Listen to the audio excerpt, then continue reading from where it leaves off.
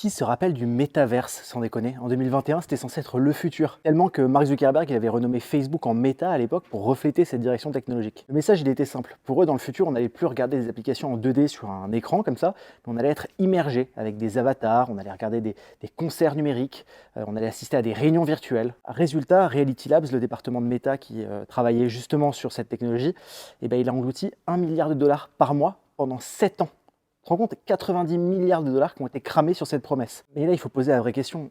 Qui a cru que des millions de gens allaient vouloir se mettre un casque sur la tête pour aller discuter avec des avatars sans jambes? Le problème du métaverse, c'était pas la techno. Le hardware, le software, ils avançaient. Le véritable problème, c'était la demande. Personne se levait le matin en disant « j'aimerais vraiment assister à une réunion avec des cartoons 3D ».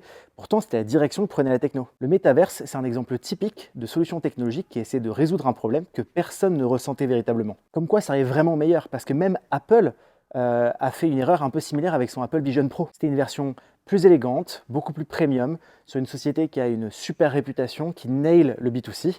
Mais une fois encore, là, le marché répond, très impressionnant, mais ça sert à quoi concrètement? Apple ne publie même plus les résultats officiels des ventes d'Apple Vision Pro.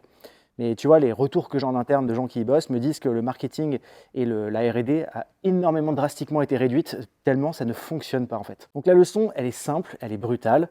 Un produit ne fonctionne pas parce qu'il est futuriste, il fonctionne si et seulement si les gens en veulent vraiment, si la demande existe. Et ça, c'est hyper classique. Il y a beaucoup de fondateurs qui deviennent amoureux de leur technologie, qui ont une intuition d'engineering, mais qui ne correspond pas à une véritable réalité. Malgré tout, et c'est la qualité d'entrepreneur de Zuck, il n'a pas regardé ce crash en se disant que tout était foutu, il a simplement fermé ce qui ne fonctionnait pas, et en fait il a réalloué une partie de la R&D et des investissements de Reality Labs vers ces lunettes Ray-Ban que tu as peut-être vu passer, qui elles fonctionnent beaucoup mieux avec les petites caméras sur le côté, il y a de la réalité virtuelle.